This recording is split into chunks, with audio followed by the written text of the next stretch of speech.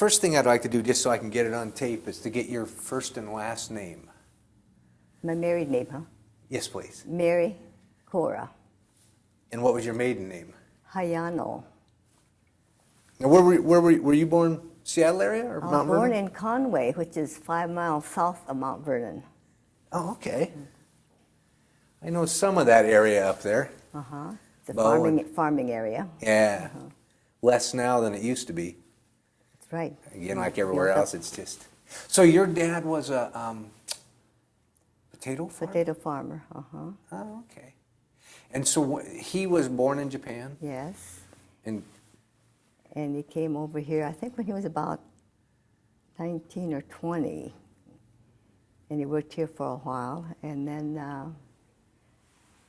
I think he knew my mother back in Japan. And he had her come over, and they were married over here. And they've been farming ever since they came, and until evacuation in '42. And after evacuation, while he was in camp, he learned how to make tofu and grow bean sprouts. So after I went out to Minneapolis, I called the family out, and he had made a little bean sprout and tofu making area down in the basement of our house. And he also sold some Japanese canned goods. And during New Year's, he would order tuna fish for sashimi for New Year's for the Japanese people out in Minnesota. What did there end up being a big Japanese population in Minnesota? At the time, I don't think there were that many. But as people were able to leave camp, they started going out that way. And then during the war, there was a military intelligence school in Camp Savage, which is right next to Fort Snelling. So he provided tofu and bean sprout for the soldiers out there, for the Japanese soldiers. So there was a ready market for his product. Huh. So during the evacuation, where were you? Were you with your dad? I was in camp. I went to camp in '42, and I was there only 8 months. I had just graduated from high school, and I wanted to go to college. So I applied for school through the Lutheran Church. They found me a school, St. Olaf School in Minnesota. And I was there for a year and a half. And then I went out to Minneapolis and went to business college. And when I got a job after going to business school, then I called my family out. By that time, they had left Tule Lake and were transferred to Hart Mountain in Wyoming. But I was in camp only 8 months myself, but my folks were there about 3.5 years. Do you remember where you were when you heard about Pearl Harbor? We were home. I think we were listening to the radio and we heard about the bombing. It was on a Sunday afternoon. And I recall that I was afraid to go to school the next day for fear of what the students and friends would say. So that was a difficult time. And I was a senior in high school, and they had an executive order 9066, which prohibited Japanese people from being out beyond 8 o'clock at night and beyond 5 miles unless you're going to school. So I was I was permitted to go to my own graduation, even though one of my teachers offered to escort me to and from my home. So I missed that. I was given my diploma in the assembly in the afternoon. So I got my diploma then, but 50 years later, my daughter had met some people from the Mount Vernon High School, and she mentioned my then predicament, and she wondered if they could do something about it for me. So the school, one of the teachers, I think, approached his class of 92 and asked if they would be willing to have me graduate with them. So I did get a chance to get a cap and gown and march down with the 50 class. years later. 50 years later. Wow. Were there mixed emotions with going through the graduation, or was it just a positive? Well, it was positive. I think it gave me closure. Before that time, I used to have nightmares about not graduating, not finding my classroom and missing classes and my assignment and so forth. But after that, kind of cleared up and didn't have that many nightmares of not having graduated. So it was a positive aspect. That's interesting because everybody talks about the battle aspect of the nightmares and all that, but yet you look at how strong of an effect this had on your life, because there's the psychological aspect of everything that That's happened. right, yeah. Because like graduation, you look forward to 4 years of school, and that's the climax. And not being able to share it with your classmates, it was hard. Mm-hmm. Were there other Japanese students, Japanese American students in class with you that?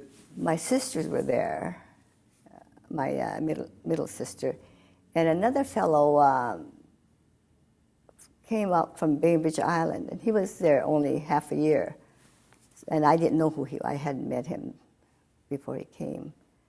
My brother had graduated from there, but at the time I graduated, I was the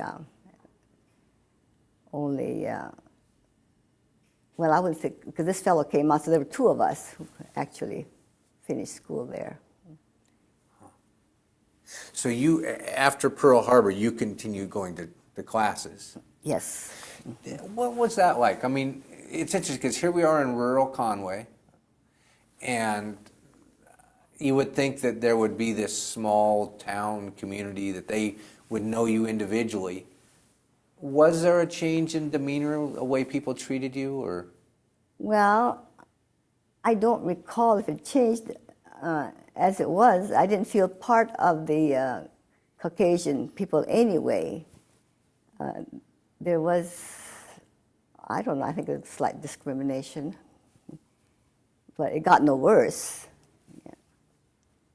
So you saw it before? Yes, yeah. Because that would, I mean.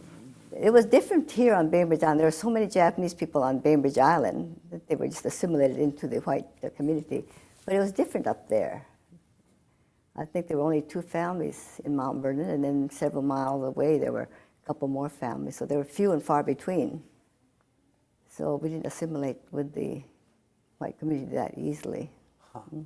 Well, do you know why your dad ended up in Mount Vernon?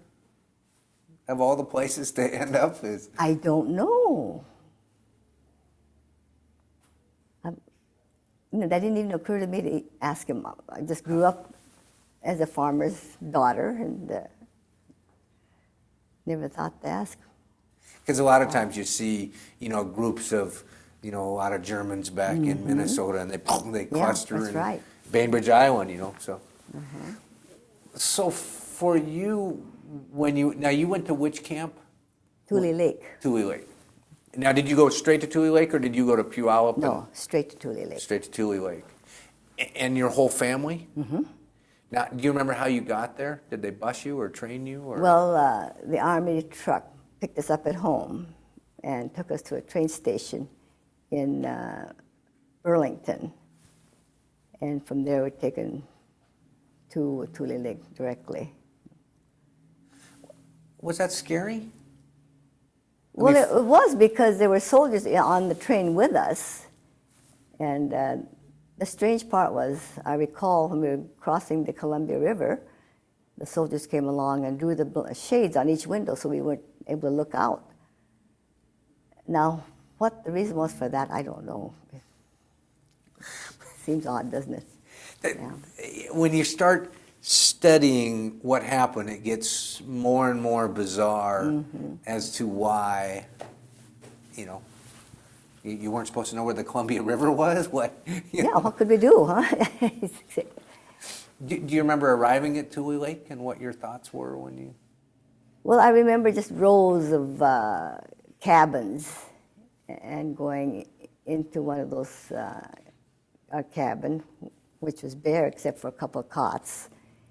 And I remember my dad assembling some, I don't know where he got the lumber, the boards and stuff, and making a little table. But it was very bare and very dusty in the summer, very cold in the winter. Did you know any of the people there? Well, some of the people up from North Burlington, they were on the same train. So they were in the same, what they call a block, so many buildings to a block. So we knew them, but no one else. Because it's a full city. I mean, Oh, thousands yes, of people. 10,000, I think, to each camp, thereabouts. Wow. Something like that. Yeah, so that's It is a city, yeah. They had their own school and hospital and what they called canteen, where you could buy essentials like toothpaste and sewing material for the women, books and stuff. Do you remember when you got to camp, what your mental thoughts or feelings were? Scared or just, oh, we're just following orders, or?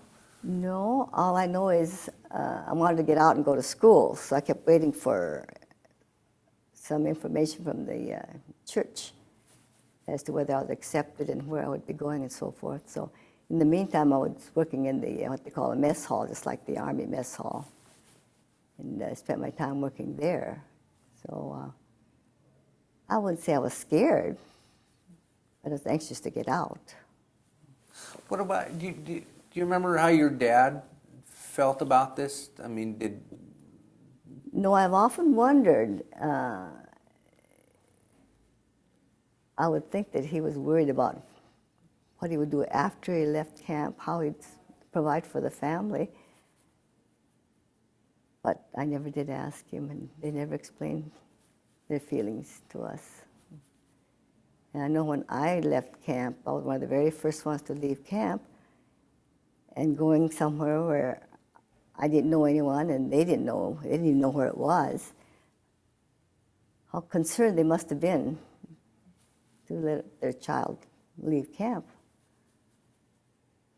You know, I never even thought about that aspect of it, because here you're going somewhere where you've never been. They're having to let their daughter go.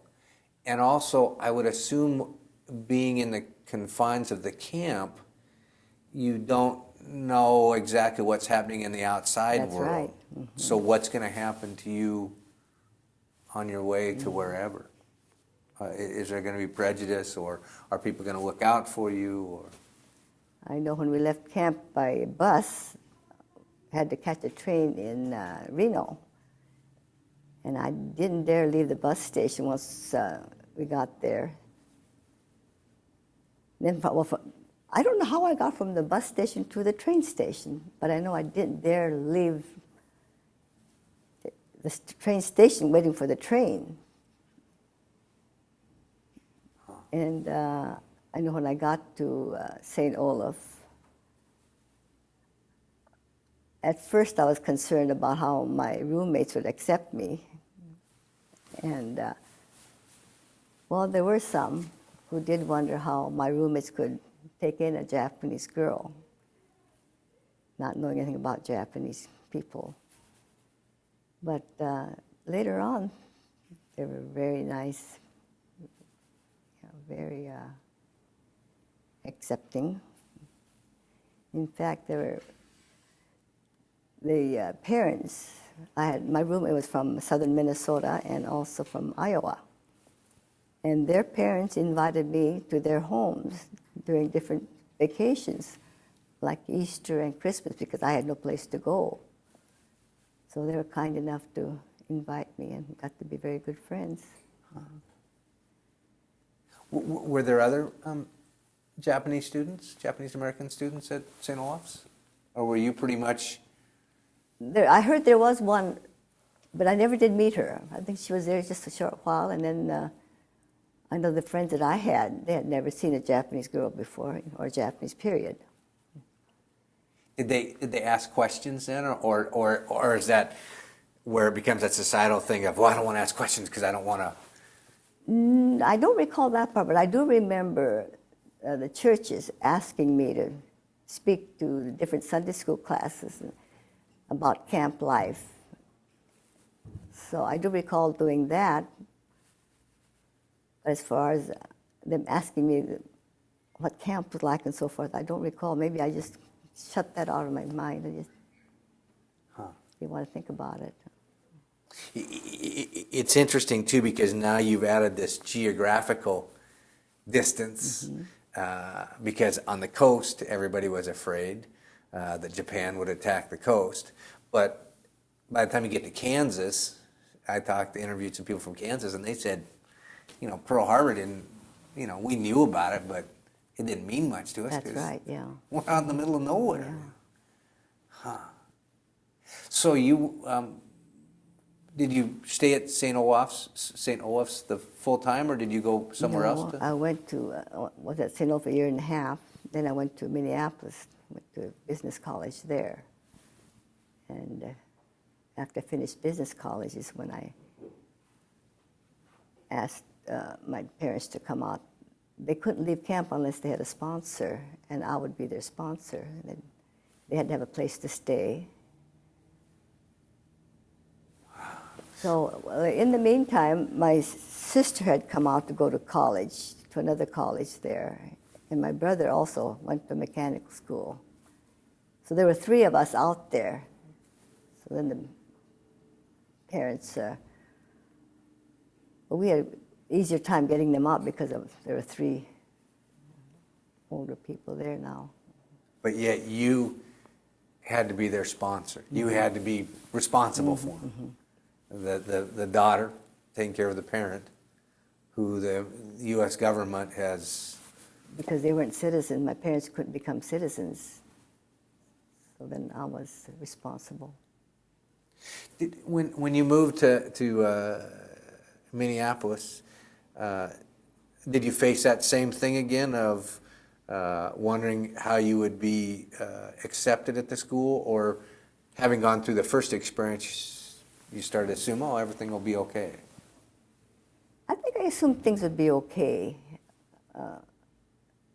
I think the people in the Midwest were not as discriminating as people out on the coast.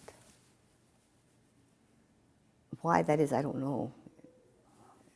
Maybe they weren't threatened by the Japanese vegetable farmers and so forth. Because on the coast, I think the Caucasians feared that the Japanese farmers would take over their livelihood. I guess, and I don't know why there was more discrimination out here. Now, your father, when he was a potato farmer, he couldn't own land, is that? Because he wasn't a citizen. Yeah. So he left all that behind when he went to camp, and then came from the camp out. Yeah, he had nothing to come back to the coast for, so not like Nobe's family. Like they had a farm here that they could come back to, and that's what they did. Wow.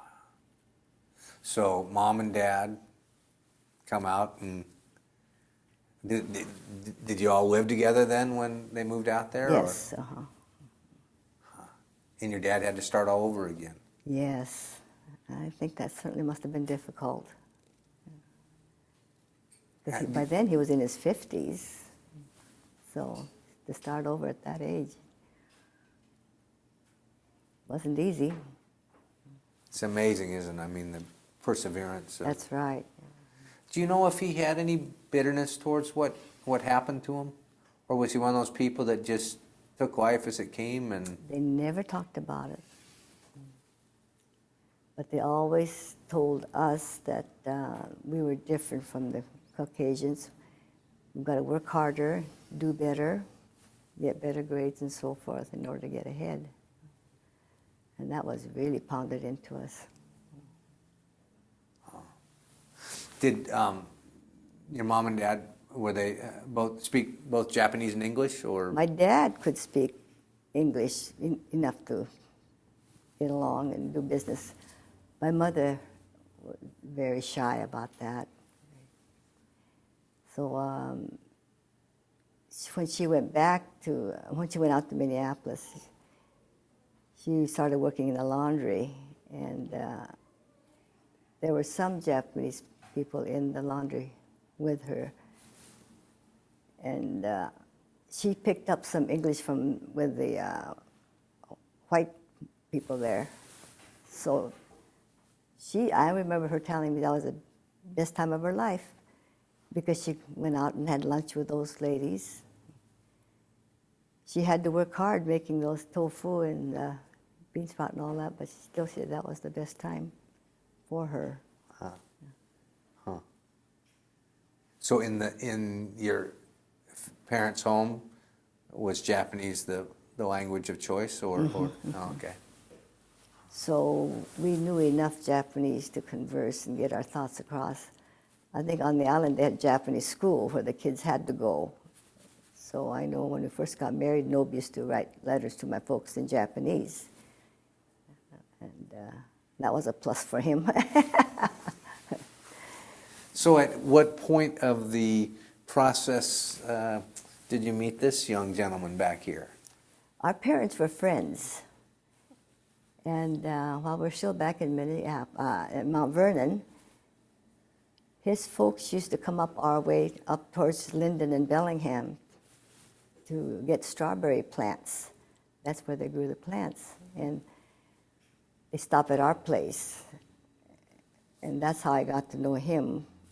But our courtship really was through mail.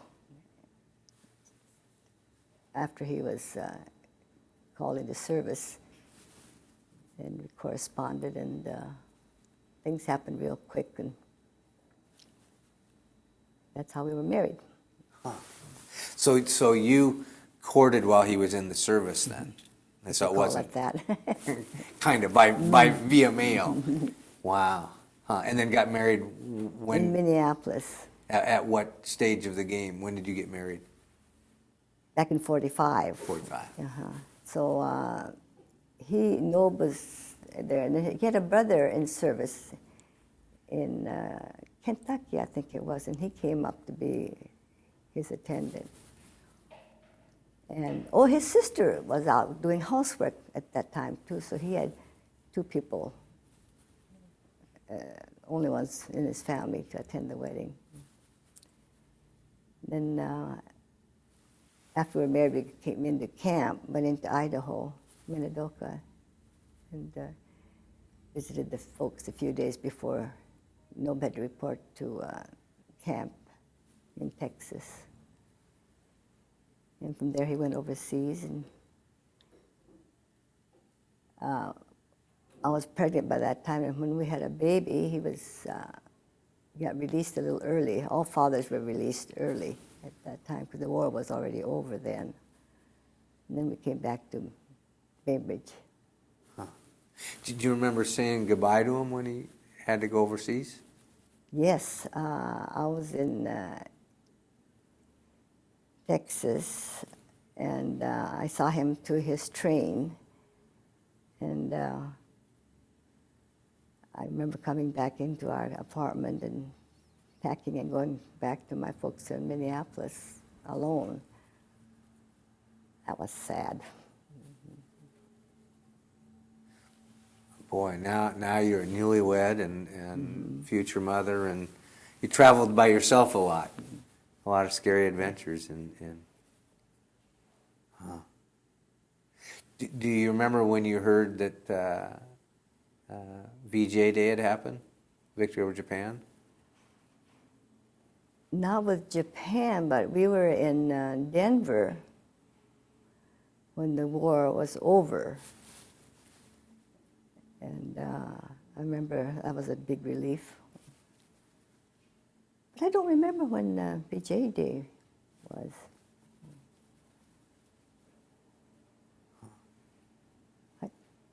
I don't know why, but I remember the other. It's yeah. yeah, you know, it's VE Day, I guess it is, huh? yeah. What so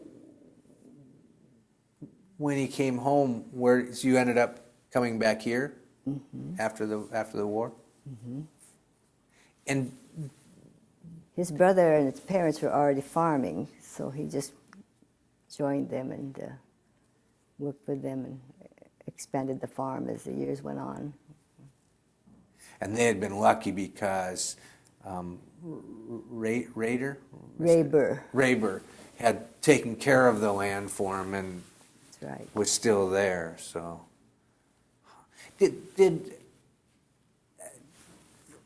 I hear people talk about the day before Pearl Harbor, they had Caucasian friends. The day after Pearl Harbor, the discrimination started. I mean, instantly like that.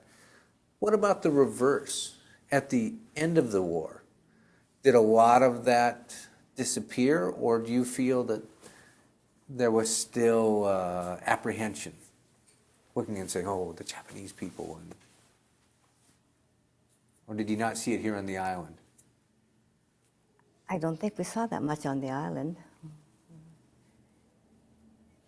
And I didn't see much of that in Minnesota.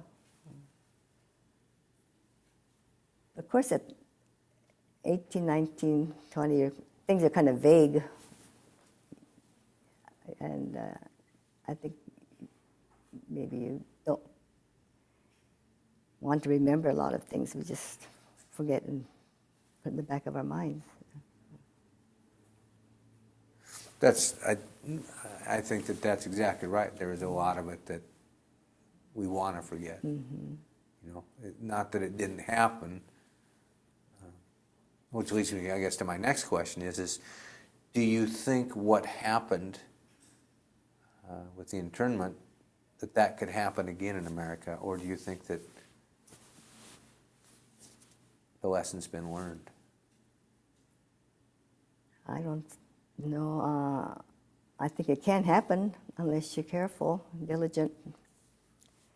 But now I think the younger people would speak up. In our culture, we did as we were told, more or less. The teachers and the government were the authority. You don't make waves. And I think we kind of obeyed the authority and went along with it. That is a big, I hadn't thought about it in that perspective, but that is a big difference right there. And I think, I speak kind of uneducated on this one, but also the family structure was a lot stronger. That's right. So if your parents said... You don't question what they tell you. Mm-hmm.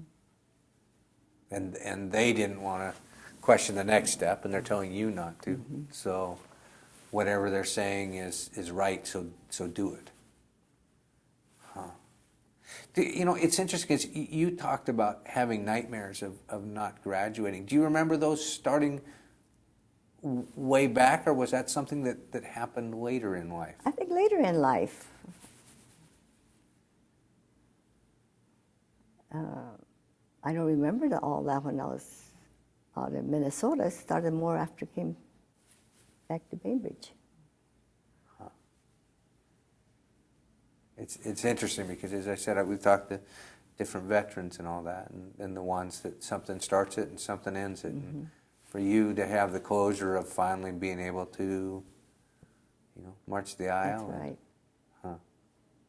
That's pretty neat that they did that. That Well, somebody it's took. pretty nice of my daughter. At first, I wasn't going to go along with her, but she persuaded me. Does she live up there, or she just wanted it to be done for you and then went and pursued the schools to have the graduation? she wanted to do it for me, I guess. She was a associate professor at the university, and so she had access to different teachers in different schools, and I guess she thought it would be a nice thing for me to have that to remember. Wow. And after that happened, and then she talked to the principal of the school on Bainbridge Island and had them celebrate the graduation. 42 kids graduated with the 92 year. And the neat thing about that was Nobe's sister graduated the same year I did, and her son graduated in 92, so it's 50 years apart. She got to graduate with her grandson. Wow. And that was probably the seed that started. They now have just come back, and for veterans, that when the war started, left high school and went away to serve, a lot of those young men didn't graduate either. Mm-hmm. And now they've started telling them that if you want to come back and get your high school diploma from your school, you can do it. But what a special thing for your daughter to... Yeah, I think she started the whole thing. She got the whole thing rolling. Wow. Yeah, uh-huh. Did she surprise you with it? She sure did. Yeah. Huh. Do you think that there's our history books sometimes leave things out, or they're very impersonal. You don't know who the people were. It's just facts. Do you think that there's something that should be left from your personal view about what happened for the generations to come that you and I'll never meet? Well, I think it should be stressed that citizens shouldn't be incarcerated like that. We have our rights. And I think that's the main thing. It should be stressed. It's a scary aspect of what they did. I mean, to You didn't think it was possible that they could do that, but we didn't question it. We just went along. And that's because we're supposed to trust our government. We're supposed to. So it's real interesting because I guess, and I can't remember the gentleman's name, which ranking officer it was that put it officially in an act, but originally it was a much broader definition. And he had some dislike for Japanese. Yes. And he narrowed it down to Japanese. Although there were a few, there were German and, was it Italian? German internees, but not many. But there was a person on Gig Harbor we interviewed, and her father, the sheriff who was a friend of their dad, showed up at the door crying and said, "I'm sorry, Peachy, but I've got to take you away." But very few compared to, of course, what happened. This was mass, yeah. Well, it was interesting because talking to Richard and Eileen, in Hawaii, this is where, again, you look at the absurdness. In Hawaii, there was like 120,000 Japanese American citizens, but they only took 5,000 of them. Well, how did they pick? Yeah. Well, what Richard was saying was, well, if they took 120,000, what happens to the economy? Who's going to run? Oh, well, it's okay, we'll leave. So it gets pretty absurd in what. Yeah, how did they determine who to take, though? They took his dad because when they interrogated his dad, he didn't look the guy in the eye. Because Richard went, when the Freedom of Information Act came up, he went and got the FBI reports and read what they had asked his dad and everything like that. And that was it. He hadn't looked him in the eye, so he was suspicious. So, well, thank you very much. That wasn't bad, was it? It's enough. Let me get you on mic. I got you tied down there.